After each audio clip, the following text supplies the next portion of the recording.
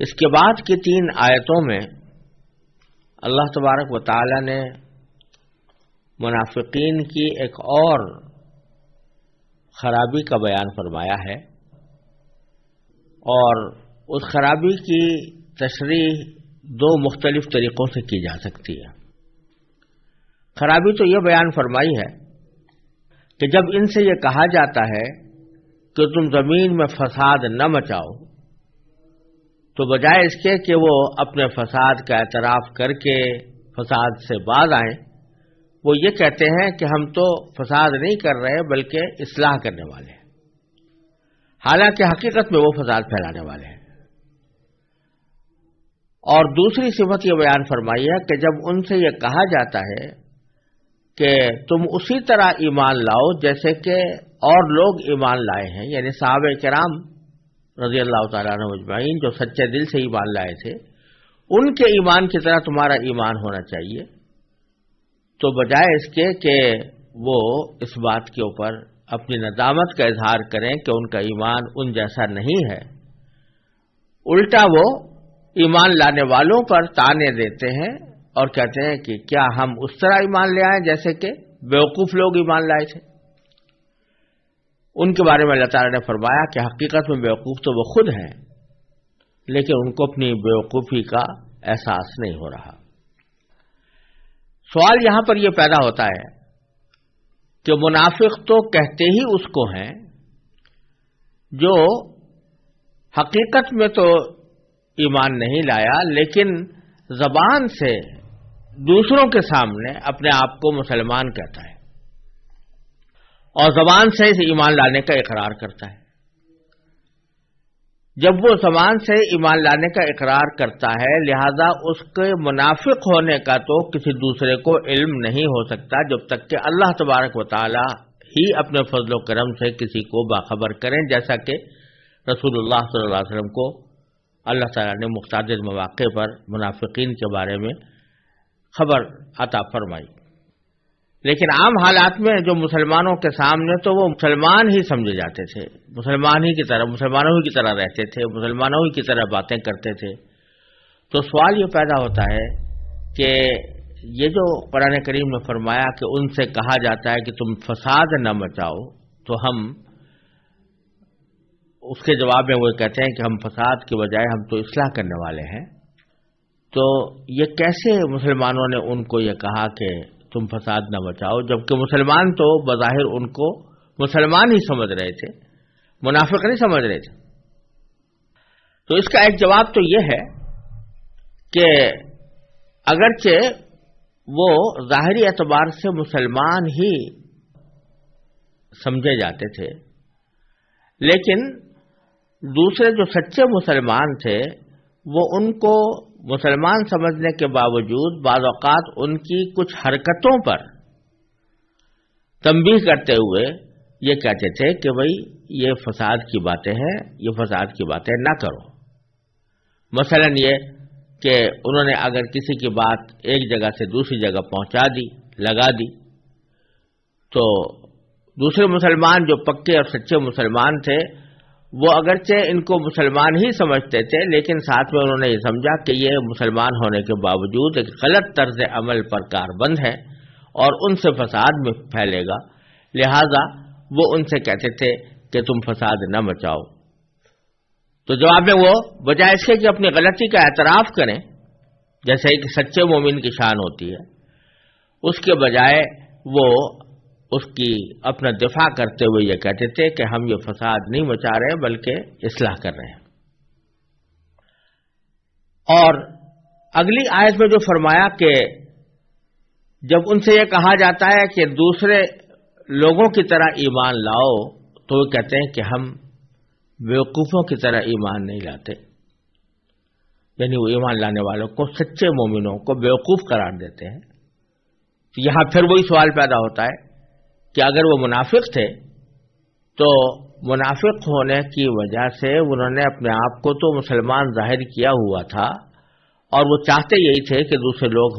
ہمیں مسلمان سمجھیں اور ہمیں دوسرے مسلمانوں کی طرح ہی مسلمان سمجھیں، تو پھر وہ ایمان لانے والوں کو بیوقوف کیوں کہتے تھے؟ کیونکہ اگر سچے ایمان والوں کو بیوقوف کہیں تو اس سے تو ان کے نفاق سے پردہ اٹھ جاتا ہے، اس سے تو ہر سننے والے کو یہ سمجھ میں آ جائے گا کہ یہ منافق ہیں، کیونکہ اچھے اور سچے مسلمانوں کو بیوقوف قرار دے رہے ہیں۔ تو پھر وہ یہ کیوں کہتے تھے کہ ہم بیوقوفوں کی طرح ایمان نہیں لائیں گے؟ اس کا بھی ایک جواب تو یہ ہے کہ بعض مفسرین نے یہ فرمایا کہ در حقیقت سچے مسلمانوں کی بھی دو قسمیں تھیں۔ ایک سچے مسلمان تو وہ تھے جو ذرا با اثر تھے، ان کا زور چلتا تھا اور وہ بڑے صاحب منصب تھے، اور ایسے لوگ تھے کہ ان کے سامنے ان کو خوشامد کیے بغیر کوئی اور چارہ نہیں تھا ان کے ساتھ جب بھی گفتگو کرتے تو خوشامدانہ انداز اختیار کرتے تھے تاکہ ان کے نفاق پر پردہ پڑا رہے۔ لیکن کچھ مسلمان ایسے تھے جو ویسے تو سچے اور پکے مسلمان تھے، لیکن دنیاوی اعتبار سے وہ ذرا کم رتبہ تھے، یا ایسے قبیلے سے تعلق رکھتے تھے، یا دیہاتی تھے، یا ایسے حضرات تھے کہ جو زیادہ با اثر نہیں تھے، تو ان کے سامنے یہ بات کہتے تھے۔ یعنی وہ بیچارے جو دیہاتی قسم کے کم اثر رکھنے والے مسلمان جب ان سے یہ کہتے اگرچہ تم ایمان تو لائے ہو، لیکن تمہارے ایمان کے لانے کے بعد تمہارا جو مجموعی طرز عمل ہے وہ مجموعی طرز عمل ان جیسے مسلمانوں کا نہیں ہے جو حقیقت میں اسلام لائے ہیں اور جن کی زندگی کا ایک ایک کام وہ اس بات کی گواہی دیتا ہے کہ وہ سچے مسلمان ہیں، یعنی صحابہ کرام۔ تو تم بھی ویسے ایمان رکھو، ایمان زبان سے تو کہہ رہے ہو، لیکن اس ایمان کے کچھ تقاضے ہیں، اس کے اوپر عمل کرنے کا کوئی طریقہ ہے، وہ جس طرح اور لوگوں نے اختیار کیا ہے تو تم بھی ویسے ہی اختیار کرو۔ تو اس کے جواب میں وہ ان کے سامنے یہ کہہ دیتے تھے کہ ہم اس طرح ایمان لائیں جیسے بیوقوف لوگ ہیں، ان کو بیوقوف قرار دیتے تھے، کیونکہ ان کو ان لوگوں سے کوئی خطرہ نہیں تھا کہ اگر ان کے اوپر ہمارے نفاق کا کوئی پردہ اٹھ گیا یا اگر نفاق ہم ان کے سامنے آ گیا تو یہ ہمیں کوئی خاص نقصان پہنچا سکیں گے، اس واسطے ان کے سامنے اس قسم کا جملہ کہہ گزرتے تھے۔ ایک توجیہ اس کی بعض مفسرین نے یہ کی ہے، اور حضرت حکیم علامت مولانا تھانوی رحمۃ اللہ علیہ نے بھی بیان القرآن میں اسی کا ذکر فرمایا ہے۔ لیکن ایک توجیہ بعض دوسرے مفسرین نے ان دونوں آیتوں کے بارے میں یہ کی ہے کہ اس سے مراد وہ منافقین نہیں ہیں جو حقیقت میں تو ایمان نہیں لائے تھے لیکن زبان سے مکمل مومن ہونے کا اعلان کرتے تھے، وہ منافق مراد نہیں ہے، بلکہ اس سے مراد وہ لوگ ہیں جو یہ چاہتے تھے، یا تو دل سے چاہتے تھے یا کم از کم ظاہر یہ کرتے تھے کہ ہم یہ چاہتے ہیں کہ مسلمانوں اور یہودیوں کے درمیان کوئی سمجھوتا ایسا ہو جائے کہ مسلمان یہودیوں کو بھی مومن سمجھ لیں اور ان کے موجودہ دین پر رہنے کے باوجود ان کو مسلمان سمجھ لیں، نبی کریم سرور دو عالم صلی اللہ علیہ وسلم پر ایمان لانے کی شرط عائد نہ کریں اور ان کو مومن سمجھ لیں، اور یہودی مسلمانوں کو مومن سمجھے، اور دونوں اپنے اپنے مذہب پر رہتے ہوئے ایک دوسرے کو برحق سمجھ لیں۔ یہ ان کے دماغ میں ایک منصوبہ تھا، یہ دماغ میں ایک تجویز تھی جس کی وجہ سے وہ یہ چاہتے تھے کہ مسلمانوں اور یہودیوں کے درمیان کوئی سمجھوتا دینی اعتبار کا ہو جائے، دینی قسم کا ہو جائے۔ یوں تو نبی کریم سرور دو عالم صلی اللہ علیہ وسلم یہودیوں سے سمجھوتا کیا تھا، اور وہ سمجھوتا امن و امان کی حد تک تھا، باہمی زندگی گزارنے کی حد تک تھا، معاشرت کی حد تک تھا،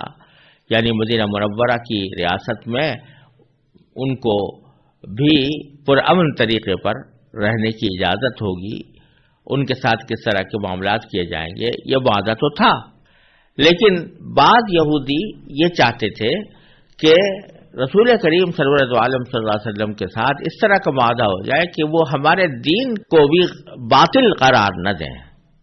اور ہم ان کے دین کو باطل قرار نہ دیں، اس طرح کا سمجھوتا ہو جائے۔ اس سمجھوتے کو وہ اصلاح کرنے کا ذریعہ قرار دیتے تھے، اور اس کا کچھ اشارہ دوسری جگہ بھی قرآن کریم میں آیا ہے کہ وہاں پر بعض یہودیوں نے کہا تھا کہ ان اردنا الا احسانا و توفیقا، کہ ہمارا مقصد تو یہی ہے کہ ہم اچھا کام کرنا چاہتے ہیں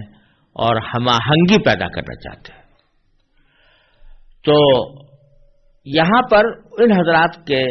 قول کے مطابق ایسے منافقین کا ذکر ہے، اس کو بھی منافقین کے زمرے میں شامل کیا ہے اللہ تعالیٰ نے، کیونکہ حق اور باطل کے درمیان سمجھوتا نہیں ہوا کرتا۔ حق اور باطل دو مختلف چیزیں ہیں، دونوں میں کبھی ملاپ نہیں ہو سکتا، لہذا اگر کوئی شخص حق اور باطل کو ملانا چاہے اور ان میں کوئی ہم آہنگی پیدا کرنا چاہے تو وہ بھی منافق ہی کی ایک قسم ہے۔ اس لحاظ سے ان دونوں آیتوں کو اگر اس پس منظر میں پڑھا جائے تو اس کے معنی یہ ہوں گے کہ جب ان سے کہا جاتا ہے کہ بھائی تم یہ جو بات کر رہے ہو کہ یہودی مذہب بھی درست اور اسلام کا مذہب بھی درست، تو یہ تو فساد پھیلانے والی بات ہے۔ تو جب ان سے کہا جاتا ہے کہ زمین میں فساد مت بچاؤ، تو اس کے جواب میں وہ کہتے ہیں کہ نہیں، ہم تو اصلاح کر رہے ہیں، ہم تو دونوں مذہبوں کے درمیان ہم آہنگی پیدا کر کے ایک اصلاح کرنا چاہتے ہیں۔ اور ایسے لوگوں سے جب کہا جاتا ہے کہ بھائی جب تم اپنے آپ کو کہہ رہے ہو کہ یہودی ہونے کے باوجود تم مومن ہو، تو پھر جب مومن ہو تو ایمان اس طرح لاؤ جیسے کہ اور لوگ لائے ہیں، یعنی صحابہ کرام، کہ اور سارے مذاہب سے، سارے ادیان سے، سارے عقیدوں سے دستبردار ہو کر وہ خالص اسلام کے اندر داخل ہو گئے، اس طرح تم بھی داخل ہو جاؤ۔ تو جواب میں وہ یہ کہتے تھے کہ کیا ہم اس طرح ایمان لائیں جیسے یہ بیوقوف لوگ لائے ہیں؟ یعنی وہ تو اپنے آپ کو بڑا مفکر اعظم سمجھتے تھے کہ ہم جو فلسفہ پیش کر رہے ہیں، ہم جو نظریہ پیش کر رہے ہیں وہ اصلاح والا نظریہ ہے، اور اس میں ادیان کی وحدت کا ایک تصور پیدا ہوتا ہے،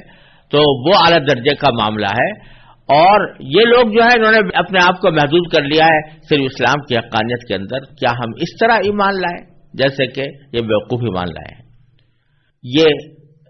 اس گروہ کا تذکرہ ہے، اور اس کے جواب میں اللہ تبارک و تعالی نے دونوں موقع پر یہ فرمایا کہ یہ جو کہہ رہے ہیں کہ ہم فساد نہیں مچا رہے ہیں بلکہ اصلاح کر رہے ہیں، یہ بھی غلط، حقیقت میں فساد وہی مچا رہے ہیں، ولکن لا یشعرون، ان کو اپنے اس فساد کا احساس نہیں ہے۔ اور دوسری آیت میں بھی انہوں نے سچے ایمان والوں کو بیوقوف قرار دیا، تو بیوقوف قرار دینے کے جواب میں اللہ تعالی نے فرمایا کہ حقیقت میں بیوقوف وہ ہیں خود۔ انہوں نے اپنے تئیں یہ سمجھا ہوا ہے کہ ہم ایک بڑا شاندار نظریہ لے کر آ رہے ہیں، اور ایک ایسا نظریہ لے کر آ رہے ہیں جس کے ذریعے یہ دین جو ہے آپس میں اس طرح مل جائیں گے اور ان کے درمیان ہم آہنگی پیدا ہوگی اور اس طرح اصلاح ہوگی۔ لیکن اللہ تعالیٰ فرماتے ہیں کہ جو شخص حق اور باطل کے درمیان سمجھوتا کرنے کی کوشش کرے، اس قسم کا سمجھوتا کہ حق کو بھی حق سمجھا جائے اور باطل کو بھی حق سمجھا جائے، تو ایسا سمجھوتا یہ کوئی عقل مندی نہیں ہے، یہ کوئی دانش مندی کا تقاضا نہیں ہے، حقیقت میں بیوقوفی یہی ہے۔ کوئی شخص یہ سمجھے کہ صاحب جھوٹ بولنے کو بھی صحیح سمجھو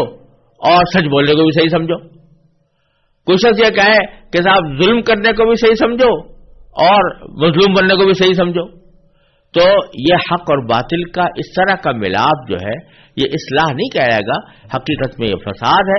اور جو شخص یہ فساد بچانا چاہتا ہے، چاہے کتنا ہی اپنے آپ کو وہ فلسفی سمجھتا ہو